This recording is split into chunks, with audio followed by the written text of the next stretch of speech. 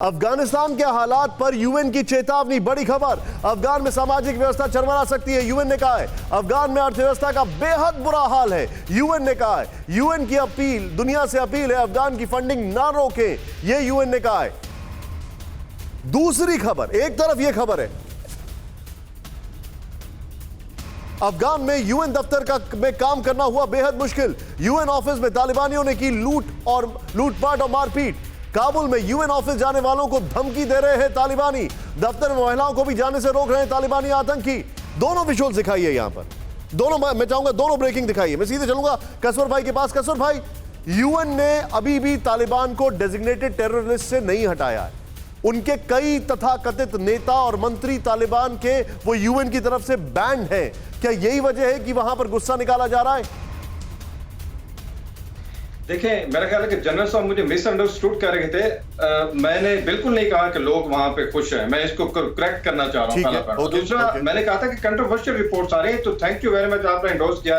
अब United nation को देख रहे हैं, एक तरफ से ये लोग कह रहे हैं कि वहां पर भूख है, अफलास है, आप फंडिंग ना रोकें, और दूसरी साइड पे इनके अपने दफ्तर में इनके अपने लोग काम करने नहीं पहुंच रहे। वो किस लिए नहीं पहुंच रहे, आपने वो वजह बता दी है। तो कितनी बड़ी वो कंट्रोवर्शियल ये चीजें आ रही है। अब दूसरा मैं आपको बताऊं, 2001 में जब तालिबान का रिजीम खत्म हुआ था, तो उसके बाद जो नेक्स्ट गवर्नमेंट आई थी, पूरी दुनिया ने प्लेज किया था वेरी नेक्स्ट डे कि हम इतने इनको इमदाद देंगे, इतनी देंगे, इतनी देंगे। अब कल 11 सितंबर को ये लोग अपनी कैबिनेट अनाउंस करने जा रहे हैं, एक किस्म का ओथ लेने जा रहे हैं, और पूरी दुनिया खामोश है। इवन के पाकिस्तान और चाइना समेत दे आर क्लोजली वाचिंग। यही वजह है जो आपने खुलासा किया है, बहुत ही बेहतरीन खुलासा किया है। इनके जो मंत्री हैं, अनाउंस उन्होंने किए हैं, प्रपोज किए हैं, वो अभी तक यूनाइटेड नेशन ने उनको अपनी लिस्ट नहीं लगाया। कितनी बड़ी कंट्रोवर्शियल चीजें वहां से आ रही है कि वो लोग अब गवर्नमेंट चलाएंगे जो कि मतलूब हैं, जिनके ऊपर बाउंटीज हैं, जिनके ऊपर टेररिज्म करने के आरोप हैं। मतलब इससे ज्यादा कंट्रोवर्शियल चीज मैंने अपने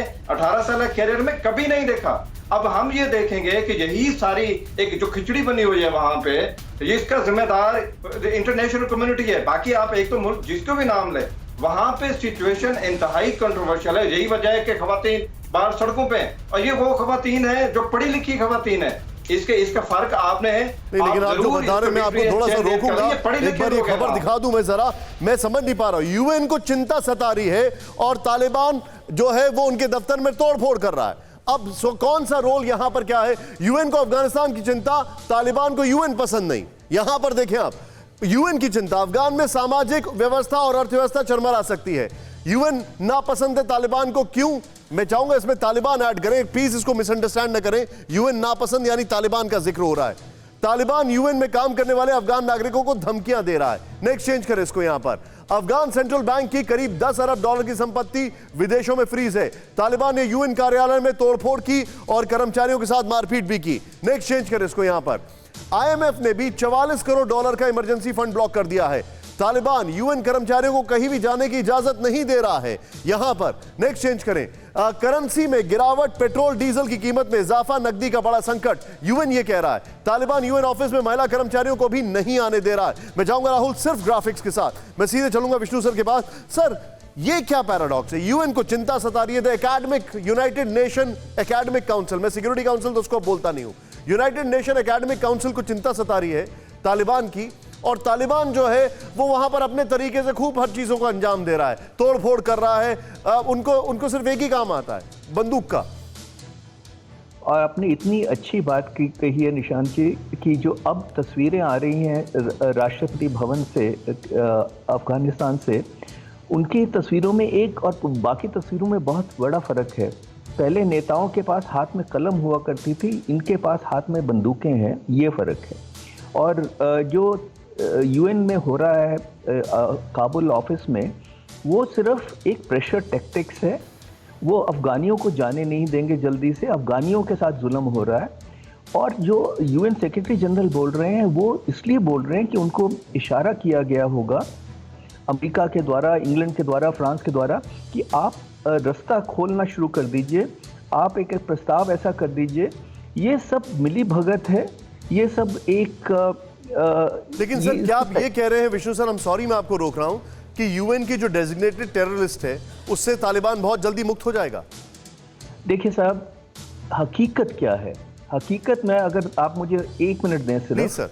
हाफिज सईद के खिलाफ $10 मिलियन की बाउंटी है।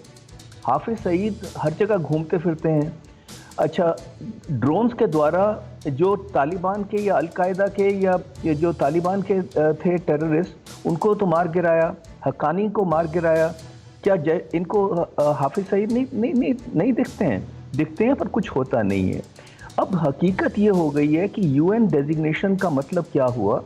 एक तरह से ये कहा गया, इफेक्टिवली रिस्ट्रिक्शंस तो लगती हैं, पर ये कहा गया कि आप खौफनाक टेररिस्ट हो, तो आपको एक तरह से रिकग्नाइज कर रहे हैं कि आप you are a cut above the rest. और ये सब चीज़ें हैं। एक रेजोल्यूशन पास होगा, सब के ऊपर मिट्टी पोत दी जाएगी, सफ़ेदी पोंछ दी जाएगी। ये जो कल के आतंकवादी हैं, ये आज के लीडर बन जाएंगे और ये हर जगह जाके मिलेंगे। देखिए, हकीकत ये है निशान जी कि बड़ी बड़ी बातें होती हैं, पर एंड ऑफ द डे सिर्फ मतलब है अपना, जो जहां मतलब निकला वही है। और उगते सूरज को सब नमस्कार करते हैं। अगर आपने सक्सेसफुल हो गए तो आप लीडर, और अगर आप नहीं सक्सेसफुल हुए तो terrorist. You are absolutely right, very well said, absolutely right. मैं आपकी पूरी तरह सहमत हूं आप जो कह रहे हैं सर। परवाह देश की, सोमवार से शुक्रवार रात 10 बजे TV9 भारतवर्ष पर।